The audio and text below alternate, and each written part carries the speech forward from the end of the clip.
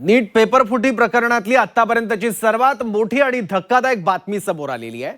पेपरफुटी प्रकरणानं देशातील लाखो विद्यार्थ्यांचं भवितव्य टांगणीला लावलं। तोच पेपर परीक्षेच्या अनेक दिवस आधीच नाशिकच्या शुभम खैरनारच्या हातात पडल्याची माहिती आहे। पाहूयात या संदर्भातला आढावा घेणारा आमचा हा स्पेशल रिपोर्ट।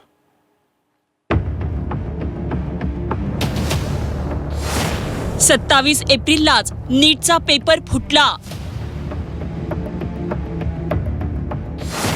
27 एप्रिललाच शुभमच्या हाती नीटचा पेपर। नाशिक व्हाया हरियाणा राजस्थान पेपरचा प्रवास। नीट पेपर फुटीची मुळं नाशिकमधूनच पसरल्याचं आता समोर आलं आहे। कारण 27 एप्रिललाच नीटचा पेपर फुटल्याची माहिती आहे। या प्रकरणातील संशयित आरोपी शुभम खैरनारच्या हातात नीटचा पेपर 27 तारखेलाच पडल्याची माहिती सूत्रांनी दिली आहे। प्रश्नपत्रिका हाती लागताच शुभमनं थेट उत्तर प्रदेशातील कनेक्शनशी संपर्क साधला आणि तिथूनच या काळ्या बाजाराची सुरुवात झाली। शुभमच्या माध्यमातून हा पेपर हरियाणातील एका व्यक्तीकडे गेला। हरियाणाच्या व्यक्तीनं पेपर राजस्थानच्या सिक्करमध्ये पोहोचवला। दरम्यान हे आरोपी टेलिग्रामच्या माध्यमातून एकमेकांच्या संपर्कात होते। 27 ते 30 एप्रिल दरम्यान 15 ते 20 लाख रुपयांना हा पेपर विकला गेला। 3 मे पूर्वीच पेपरची विक्री पूर्ण झाल्याचा संशय सीबीआयला आहे। तसेच ज्यावेळी यंत्रणा गाफील होत्या त्यावेळी शुभम खैरनार नाशिक बाहेर होता। नाशिक, अहिल्यानगर, पुणे असा या पेपरचा प्रवास झाला। यावेळी शुभमनं कोणाकोणाच्या भेटीगाठी घेतल्या आणि कोट्यवधी रुपयांचे व्यवहार नेमके कोणाच्या खात्यातून झाले याचा शोध आता सीबीआय घेत आहे।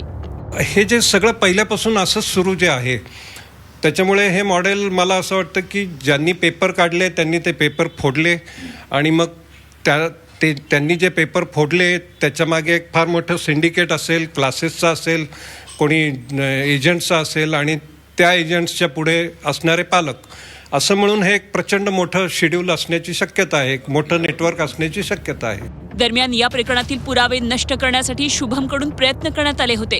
शुभमनं मोबाईलमधील सर्व चॅट्स डिलीट केले होते। मात्र या प्रकरणात तपास यंत्रणा ॲक्शन मोडवर आहेत, त्यामुळे तपासातून आणखी धक्कादायक माहिती समोर येण्याची शक्यता आहे। शुभम खैरनार दुर्दैवाने आमच्या नाशिकमधीलच आहे, पण मला वाटतं तो त्यातली एक कडी असावी, कारण याच्यामध्ये एजंट, क्लासेस अशा अनेक रचना याच्यामध्ये तयार झालेल्या आहेत आणि ज्या माध्यमातून वेगवेगळ्या पद्धतीने हे लिकेज चालू झालेलं आहे। हे कसं थांबवायचं, काय थांबवायचं खरं हे शासनाचा प्रश्न आहे। या सिस्टीम अपग्रेड केल्याच पाहिजेत। त्याचं कारण जेव्हा मी पालक म्हणून आधी विचार करेल तर जी अत्यंत हुशार, कित्येक वर्ष मोबाईल, मैत्री हे सगळं बाजूला ठेवून अतिशय हार्डवर्क करत अभ्यास करत असतात, त्या मुलांना जर न्याय मिळणार नसेल तर त्यांचा आत्मविश्वास आयुष्यात किती राहील। नीट पेपर फुटीनं देशभरात खळबळ उडाली। या पेपर फुटीचं केंद्र आता नाशिक असल्याचं समजतंय, कारण नाशिकमधून हा पेपर फुटून तो देशभरात पसरला आणि याचा मुख्य सूत्रधार शुभम खैरनारच असल्याचं आता जवळजवळ निश्चित झालंय। डॉक्टर होण्यासाठी एका बाजूला गरीब विद्यार्थी रात्रंदिवस एक करत असतात, तर दुसऱ्या बाजूला शुभम हा महाभाग 15 ते 20 लाख रुपयांमध्ये पेपर विकण्यासाठी रात्रंदिवस इकडे तिकडे फिरत होता। आता सीबीआयच्या तपासात या शुभमच्या आर्थिक नाड्या तपासल्या जात आहेत, त्यामुळे येणाऱ्या काळामध्ये या मागील खरा चेहरा सुद्धा उघड होण्याची दाट शक्यता आहे।